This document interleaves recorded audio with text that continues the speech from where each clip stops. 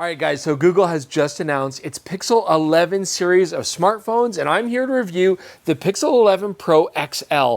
As usual, we just like to take a look at the flagship models because I feel like they're the most creative, and a lot of what we're talking about on the XL is going to apply to the Pro model as well, just as a smaller screen. However, we are again reviewing this really as a creative photographic tool, not as a smartphone. And I feel like when I reviewed the Pixel 10 Pro, it was very much like a game of increments. I feel like smartphones now are just improving very incrementally. So now looking at the Pixel 11 Pro XL, are these changes gonna be major or are they gonna be incremental as well? Stay tuned to find out. I'm Chris Niccolls, this is PetaPixel. Let's take a look at this new phone.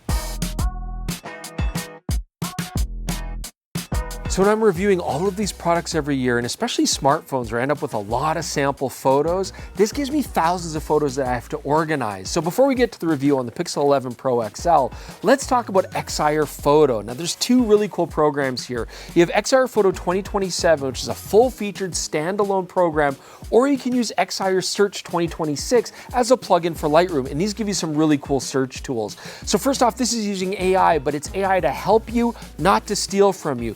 Nothing gets uploaded to a cloud, everything stays local on your computer. I really appreciate that. And it's got powerful search tools. It can find people's faces, it can look for locations, keywords, all sorts of stuff. It can even build you maps and show you the places that you've traveled, where you took these photos. It's a really cool feature for someone like me that gets to travel a lot. And I mean, culling is just an awful task, but with Excire Foto, it's so much easier. It can look for things like out of focus images, motion blur, eyes being closed, all this kind of stuff, and automatically sort it for you. Now, don't take my word for it. Give Excire Foto 2027 and Excire Search a 14-day trial yourself so you can see if it works for your workflow. Here's the best part. If you do decide to go for it, it's not a monthly subscription, it's a lifetime subscription. And if you're a PetaPixel viewer, you can cash in. You can get a big 15% discount just using the discount code PetaPixel. Click the link in the description below to learn more. All right, so back to the review, and let's start off with the design of this phone. It's actually very similar to the Google Pixel 10, but that's a good thing because I actually always liked the way the Pixel 10 looked and felt. 4 different colors, of course, very similar camera bar design as last time.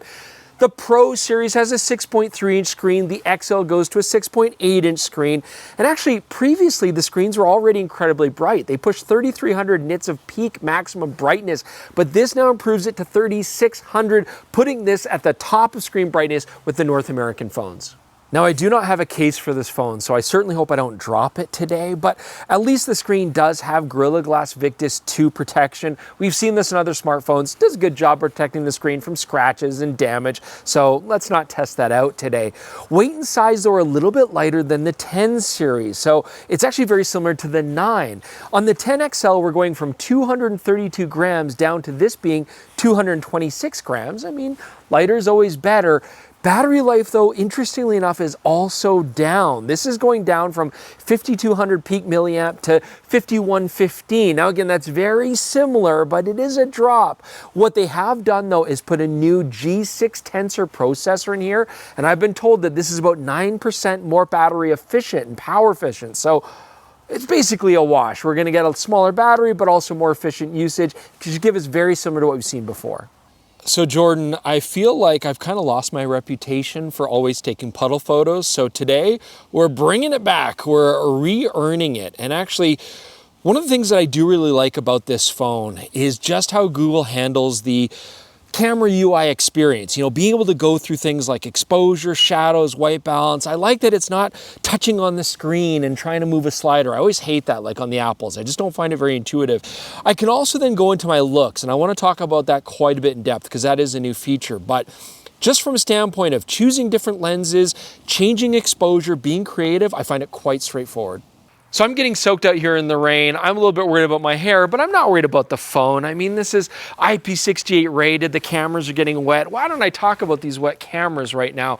They're largely the same as last year with one major exception. But first, let's talk about the ultra-wide camera. This is exactly the same as last year. 48 megapixels, f1.7 aperture. The sensor size is a relatively small type 1/2.51 size sensor.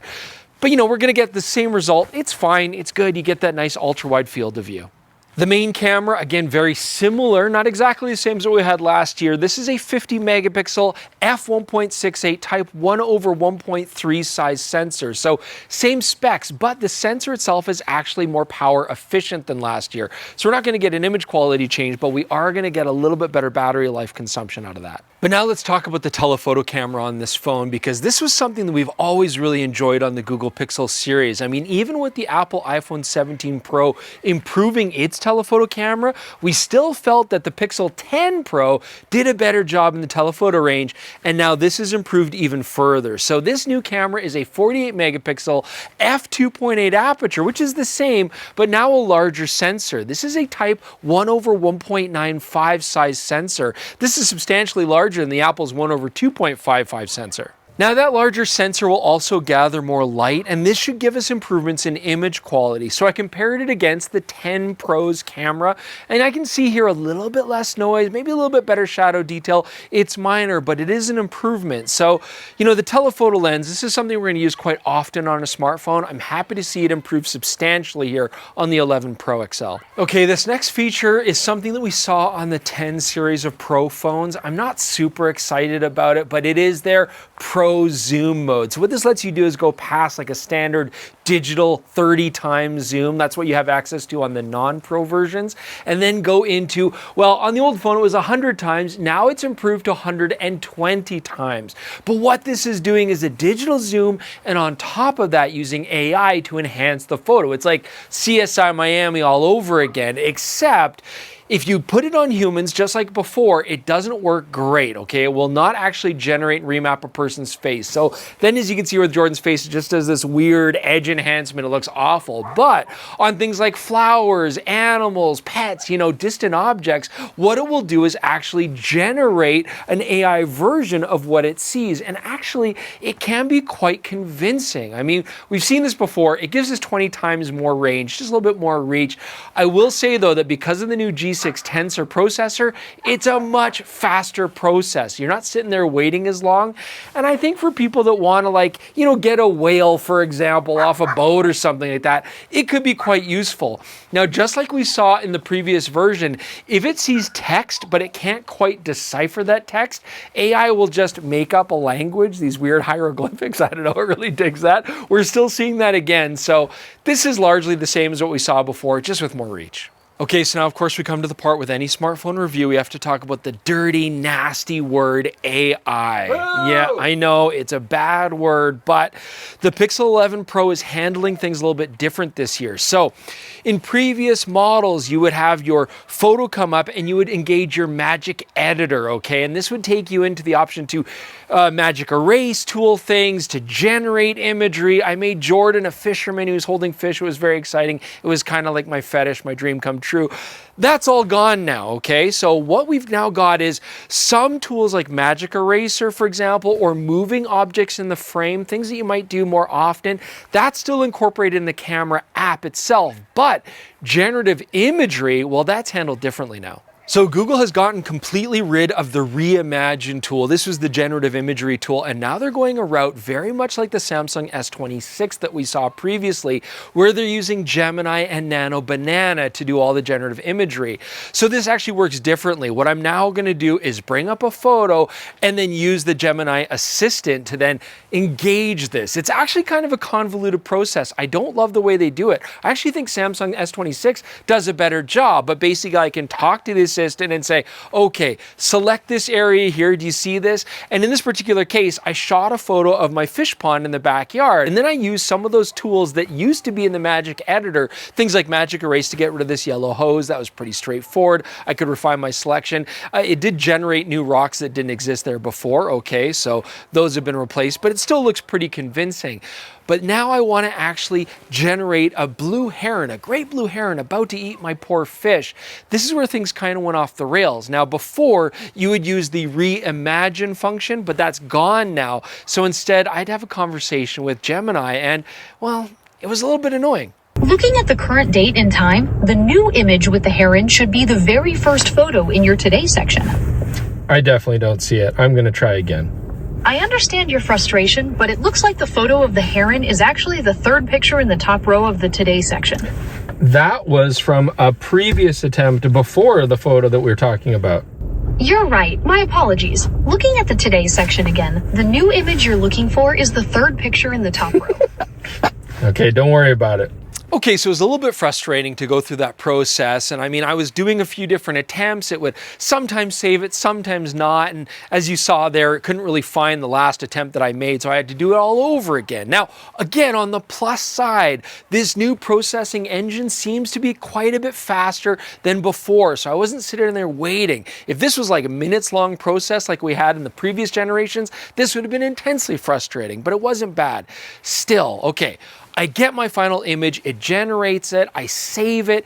Again, this is also convoluted. It can't just immediately go right into my photo library. I still have to save the image, usually download it into my files and then upload it back to the photo gallery or share it with the photo gallery. That was an extra step. I still feel like the experience of doing this with the Samsung S26 was a little bit easier, a little bit more intuitive, but regardless, if you want to do generative imagery, you can do it. And I know the dream apparently will be where I can have a casual conversation with my phone in the future and have it do all this stuff relatively seamlessly.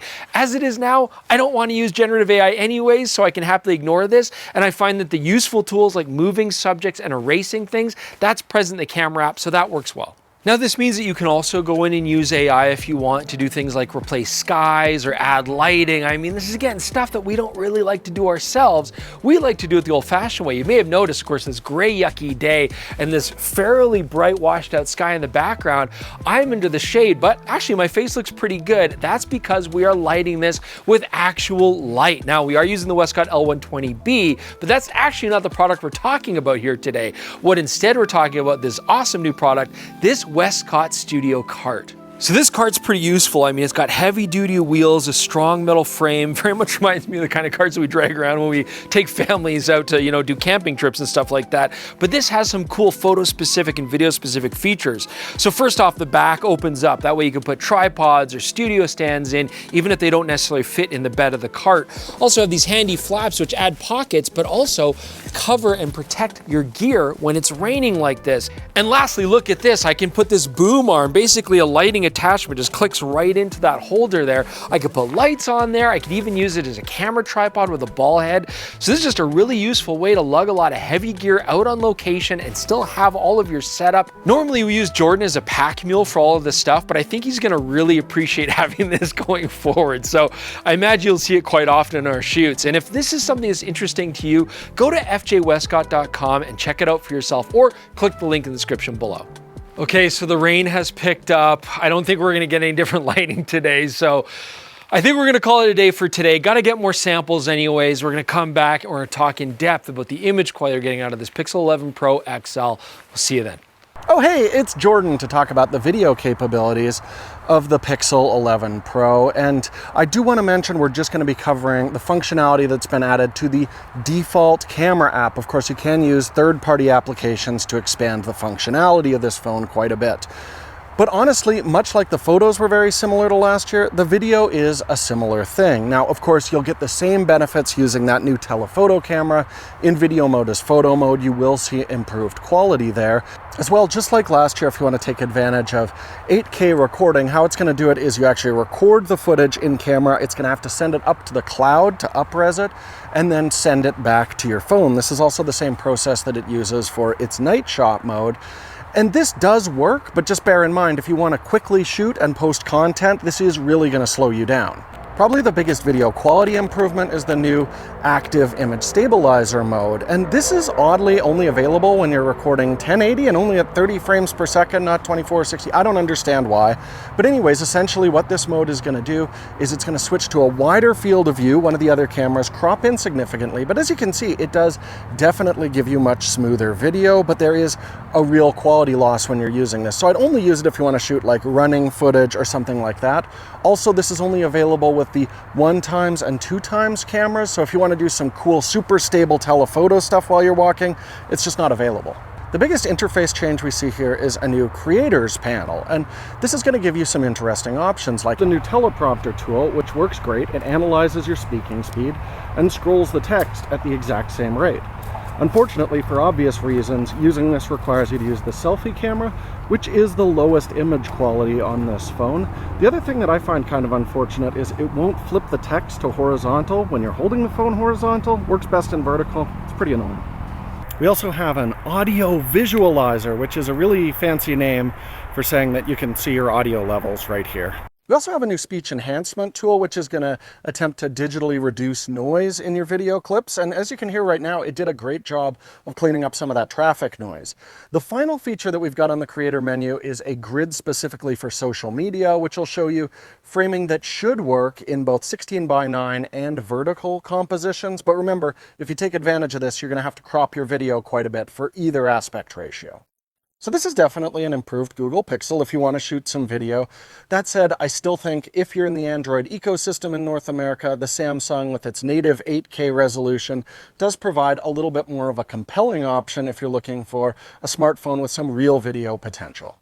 Okay, so you've heard about video from Jordan, and we've had a chance to take some samples and do some other testing, and I think now we can make some conclusions about the image quality and some of the new features captured on the Pixel 11 Pro series phone. And the first feature I want to talk about is a new headline feature. This is called Magic Capture. And this is going to take some explaining. So here's the idea behind it. And the idea is actually really solid. So when you use Magic Capture, your phone is just going to roll video. Now the video is not amazing quality. There's no stabilization. It's basically 1080p resolution. But the idea is that you can just capture the moment, but not have to worry about actually focusing on taking photos. The idea being that often when we're too focused on taking shots and capturing this moment, we're taken out of the actual experience itself. So the idea with Magic Capture is maybe like playing at the beach or going to a birthday party or something, or in this case, capture my daughter Maddie playing with our dog Penny. And so the idea is I don't have to consciously think about taking photos. The phone will intelligently do it for me. Now, what it seems to be looking for is moments where maybe the subject looks at the camera or the framing is nice, and then it automatically captures a photo. I don't have to do anything. The other nice thing is when it decides to capture this photo, it does it properly through the regular JPEG pipeline. So I'm getting a 12 megapixel image, it's processed nicely, it looks good, and it'll just stack these memories for me without my decision making involved. The downside is my decision making is not involved. There's no guarantee that the phone's going to choose a moment that you think is important to you. So what can you do? Well, you can still go through the Magic Capture video and you can say, this frame, I like it, I want to capture it, and it'll export that frame. So the idea behind this, the video you're going to get from it, not great image quality, it's not stabilized, it's 1080p resolution, it's not really high quality, but the trade-off is that the frames you pull from Magic Capture will be significantly higher quality than just a frame grab. Okay, so now let's take a look at some of the stuff that we already had on the Pixel 10 Pro, specifically things like high-res photo, shooting 50 megapixel files, as well as things like night mode and portrait mode. I really want to talk about these things. So first off, the 50 megapixel thing. I've seen this benefit on the Pixel 10 and I liked it. What I will say on the 11, the processing's way quicker. There's just less delay, and I really appreciate that because I definitely noticed an improvement shooting 50 megapixel files. So because it's quicker and more convenient, I'm tending to do that a lot more on the 11 than I did on the 10. I still have the 12 megapixel files if I want to do faster bursts or if I'm shooting night sight and stuff like that, and the quality's fine, but I am appreciating the quickness, the speed of shooting those higher res files. Okay, so that being said, why don't we go right into night sight? Let's talk about that because I touched on it. So night sight is Pixel's mode where it takes multiple photos, longer exposure times, stacks them all together to give you better dynamic range, less noise, nicer colors when you're shooting in low light situations. So when we did the briefing with Google, they were saying their night sight mode is even faster than before. I'm not really noticing a difference in the actual capture time. I mean, night sight asks you to hold your phone very steady and it can do 1 second, 2 second, 3 second exposures. It'll do these longer exposures to collect multiple frames and build those up together. That experience seems the same to me, but the processing of those files to get your final result is basically instantaneous. Now, it wasn't that slow on the Pixel 10. It was quite quick. So I'm not really noticing a big practical difference. It's still just as fast. What I am going to say though is I did find the Pixel 11's night sight photos to be very clear. Again, I liked up-resing them to 50 megapixels. That seemed to work really well. And again, that processing time was faster. And I just find the results to be maybe a little bit cleaner and a little bit sharper. So overall, I would say the night sight experience is a little bit better on the Pixel 11 phone. And so lastly, let's talk about the portrait mode on here. When I played with the Google Pixel 10 Pro series of phone, I was really impressed by how much they improved their depth maps, just the realistic looking of doing that fake bokeh and that soft background in portrait mode. And I use this for both things like flowers, which works okay, as well as, of course, people, where it works even better. On the Pixel 11 Pro, I don't have anything to complain about. I already really like the way that they did the portrait mode on the 10, and I feel like it's a similar experience on the 11. The depth maps look the same. The look of how it cuts out hair, even my daughter's frizzy hair and stuff, it's doing a very good job. So I'm happy with that overall result, and I feel like the soft transitions from in-focus to out of focus look real enough. What I do like, though, is that the looks that you can do, these new sort of color filters, apply to things like the portrait mode as well. So automatically, when I looked at my Pixel 11 photos shot with the portrait mode, I was like, oh, it also applied those color looks, and I really enjoyed that. And so I think this is a great segue to now talk about these new looks in detail. I think we're seeing a big change in the industry now. A lot of camera companies, not just smartphone manufacturers, but mirrorless manufacturers, they're really pushing for now color filters. I think the market demands some creative control over the look to your photos, the color and all that kind of stuff. And we've been seeing this happen now on the Samsung phone, certainly on the Apple iPhone. We saw that quite a bit on their last model. And I think this is a positive thing. It kind of gives you some ownership over the look of your photos. I mean, previous to this, when we would shoot different smartphones, they all seem to have their own kind of look and style. You know, there's a Samsung look to the photos and a Google look to the photos. And now that's all changing because what we can do is make our own kind of looks. And that's the goal behind this latest thing. And honestly, as a photographer, to me, I think this might be one of the more fun and creative aspects of this new phone. And I want to get this out of the way before I talk about each of the individual looks. What Google's doing here with these color filters is kind of interesting because it's not applying the filter after the fact, okay? It's not like shooting a RAW file or a JPEG and then applying a look after the fact. It's actually doing this right in the image quality pipeline. Now that has some benefits and some disadvantages, but the benefits being that when you do this kind of look, it's going to give you that final curve, that final look without applying a preset, and it looks more real and it looks more genuine, and I really like that aspect. Okay, so hopefully that gives you guys a little bit of clarity on how the whole process works. The last thing I want to say about that is this. All of these different looks, you can go in and then customize to your heart's content a whole bunch of features.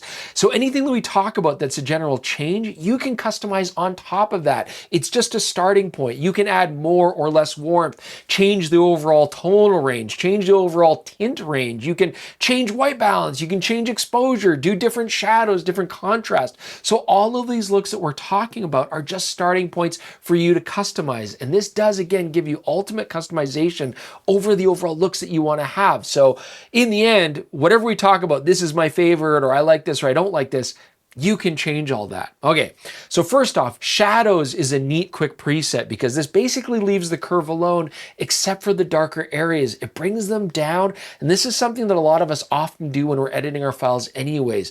Deepen those shadows, not blocking them out completely, but just giving them a little bit more drama. That's a really nice touch. The vanilla setting I like as well. It kind of seems to do a bit of a color curve, a little bit warmer, but overall it's nothing crazy. I do like that as well as a good starting point. From there, we go into our new distinct looks. Editorial. This is very popular for a lot of people.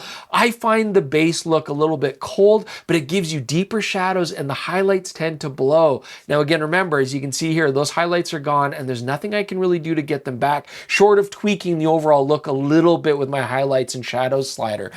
Velvet. I didn't really love Velvet, but it kind of gives you this softer overall tone, maybe a cooler tone. Again, I can customize that, but you can see that look for yourself. Definitely brighter shadows than we had before.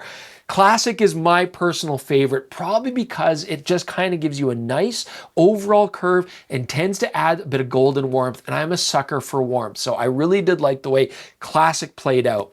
Digi, this is an interesting one. Digi is meant to kind of mimic the vibe that basic point and shoot cameras give, which is to say objectively it kind of looks crappy, but that's the whole point. Not my favorite, but there you go. If you like that vibe, you're gonna get it.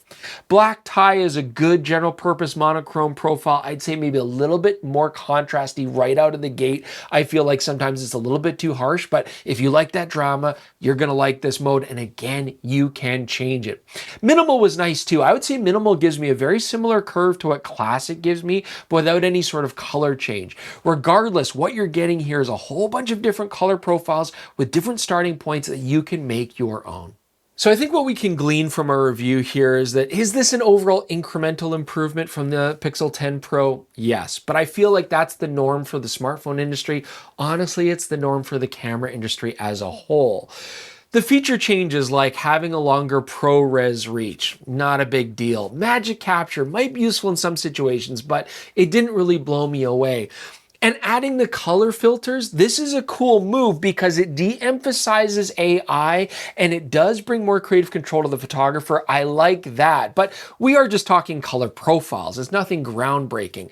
Overall though, I really did like that the Google Pixel 11 seemed to bring the AI quotient down. Not only is it not as obvious or as easy to do, it's kind of tucked away a little bit, but I like that they're giving more creative control to me just as a creative person. That's decisions I'm making, not that AI is making. And I do still appreciate that some benefits that AI brings, like Magic Eraser tool, moving subjects around, that's still in a very simple and easy place to find. If anything, the one thing I might say that's daunting about the Google Pixel 11 Pro's user experience is that it's quite in-depth. I mean, beginners might find a little bit intimidating, all the controls and all the menus for manual control, color changes, exposure, all that kind of stuff. Although I do feel like the actual user interface is well designed. And for me as a photographer, I really liked it because it gave me a lot of meat to bite into, lots of things to discover, lots of things to play with.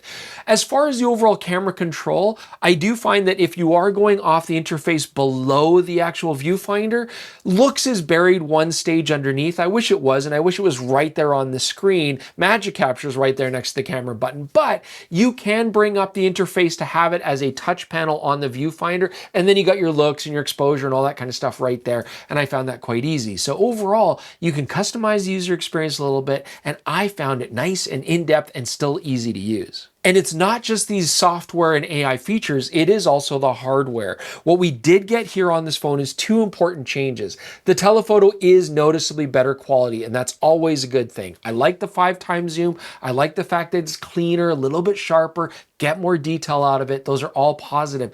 The other thing is going to be the new G6 Tensor processor. Now, I know that a lot of people are going to go into benchmarks and what about the video game capabilities and stuff, and I'm not concerned with that. As a smartphone, maybe that processor is weaker than the other stuff on the market, but that's for somebody else to review. For me as a photographer, I noticed a substantial increase in the speed and the processing times, shorter processing times on this phone than what I had on the Pixel 10. And so for me, that's a big tangible benefit. So I hope you enjoyed that more in-depth review into some of the new features on the Pixel 11 Pro and what it might do for you. I mean, there is a lot to like here, and a lot of it I just appreciate that they're making it more into your creative control and less about AI. I think that's a positive step with any smartphone manufacturer right now. So good on you for that, Google. Otherwise, maybe you really enjoyed that cart. Hey, I think that might have been the greatest takeaway is the new Westcott cart is awesome. I know that was Jordan's favorite part of this whole experience. Leave your comments below. Let us know what you think. We always appreciate that. Check out the PetaPixel podcast, this exact same channel, or listen to it on all your favorite podcasting apps. And do consider getting a PetaPixel.com membership, $3 a month, $30 a year, all of these benefits. Right now, 20% off a subscription for a year to capture one. That's pretty awesome as well. You can really appreciate that. Thanks for joining us, guys. We'll see you soon with more on PetaPixel.